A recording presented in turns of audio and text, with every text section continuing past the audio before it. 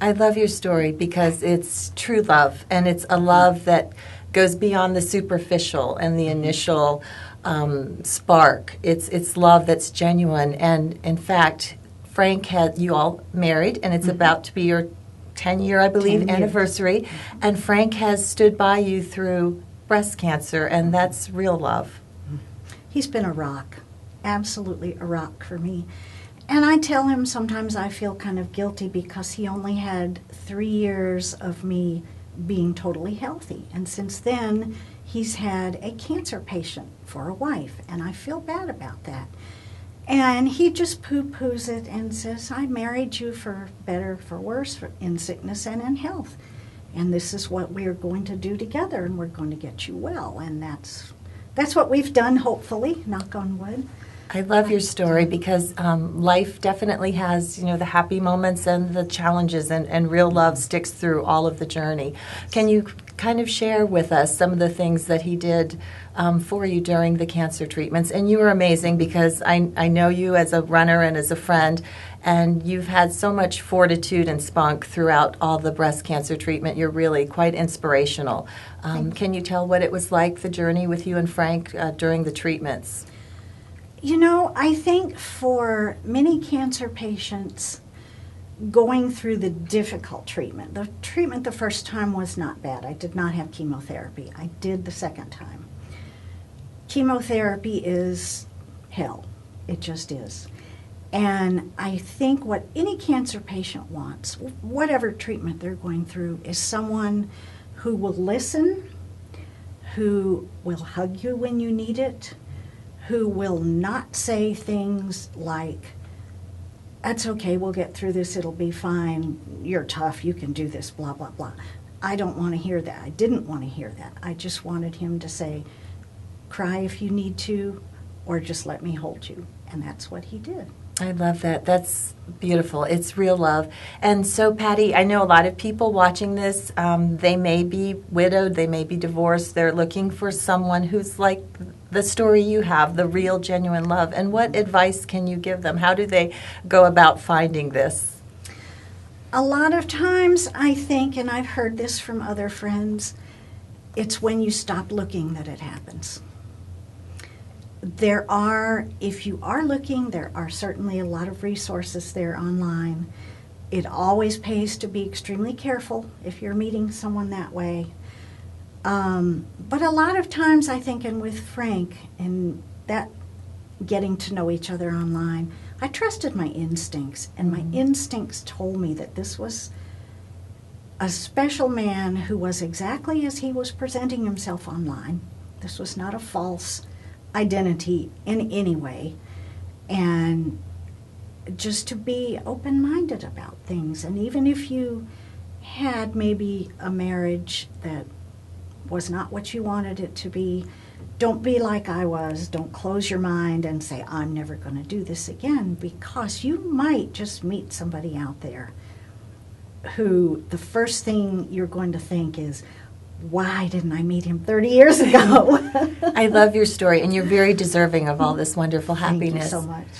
And you raise a good point, because I think if you use the internet, what about the safety concerns? Maybe people, especially widows, you may be lonely and you don't know who that person is on the other end, and the fact that they're giving you some attention can be very appealing, but maybe you're risking your safety. That's exactly right. And I realized that I was maybe not as careful as I might have been, that I was perhaps a little more trusting than I should have been. For me, it certainly worked out. But yes, I would absolutely advise anybody who was going this route, take plenty of time, ask a lot of questions.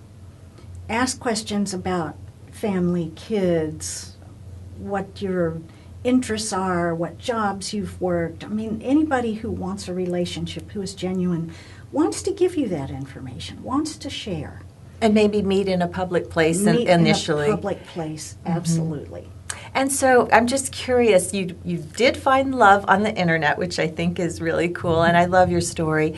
But did you try any other ways, maybe through running, church, family, friends, matchmaker, or just hope for that chance meeting that would be the love of your life? I mean, did you try any other methods before this? I did not. Really? I did not, because I wasn't interested. I didn't want another relationship, which was me being stubborn and, doing what I'm telling you other women should not do, is be closed-minded. I was closed-minded. I just did not want another relationship. But you wanted something, or I you wouldn't wanted have gone friends. on there, right? I Okay. wanted some friends and people that shared common interests. I thought if I met somebody that didn't live too close, we could get together maybe once or twice a month for dinner and a movie. That's the kind of thing I was looking for. A social thing, not a relationship. Patty, what do you think most women, as I know I'm 50 now, and I'm a different person than when I was 20. You get a lot of wisdom and character just from life's experience. And what do you think people at this age who are looking for someone in the second half of their lives, what are they looking for that might be different than when they were younger? Is it more about the heart, or what is it that's different, you think, at this age in life? I think at this point, we're beyond where we're looking for excitement, like you often are in a first relationship. It's exciting because of the strong feelings you have for each other, the attraction, the I can't get enough of you, I have to be with you all the time kind of feeling. And I think we've all grown beyond that now over the years, and what matters the most is the caring, the love, and the loyalty. Absolutely. The real love is definitely at the end of the day and at the end of life. That's what really matters, the kindness and the love. It is. And so can you give some hope to some of the people who may be watching, men or women, who might think, I don't think I'm ever going to find someone? What advice can you give them? Don't give up. Don't give up. There are plenty more internet sites now than I think there were 10 years ago. And there are some, I think, for instance, I see advertised on TV all the time, a site called Christian Mingle. If that is your thing, that could be a very good place to meet somebody who shares your interests and your faith, if that is something that's important to you. Actually, a very good friend of mine who lost his wife 2 years ago got on the internet, I don't know what site he used, but he met somebody, and they are now engaged to be married at Christmas. So I'm not the only success story out there. I think this is so amazing that people of the boomer age are using the modern way to find their new partners. Exactly, we are. Where it used to be what you heard was go to church, join a club, a group that shares a common interest, sewing, quilting, knitting, running, any of those things. Now it's check this website, or check that website, or check the other website. And the greatest thing about that is you have the opportunity to meet people that you never would have crossed paths with otherwise. I love that story of yours, especially, going through the cancer treatment and some of the hardest of times. And you all have stuck together, and that really is love. It's genuine love. It's a beautiful story. We may be stronger now, even. We may very well be stronger now just because of those experiences with cancer that we both went through. And for Frank as a caregiver, it was very rough. It was very rough. And to see me as ill as I was terrible for him. It was just terrible.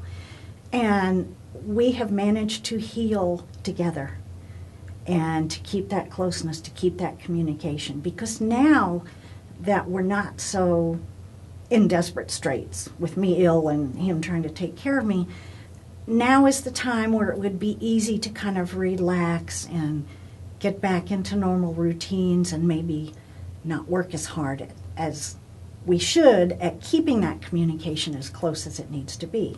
And hopefully we have escaped that, because we work at it so hard because we love each other so much. And he's just, I could not have done this without him. I just could not. I could not have made it through cancer twice. I couldn't. Well, you're a wonderful person, and you're very deserving of this love. And we wish you and Frank the best always. You're quite inspirational in your story about love and all you have been through on how to live life. Thank you very much, Patty, for joining us. Thank you, Eileen. And thank you, everyone, for watching today, and wishing all of you all the wonderful for your future. And happy running.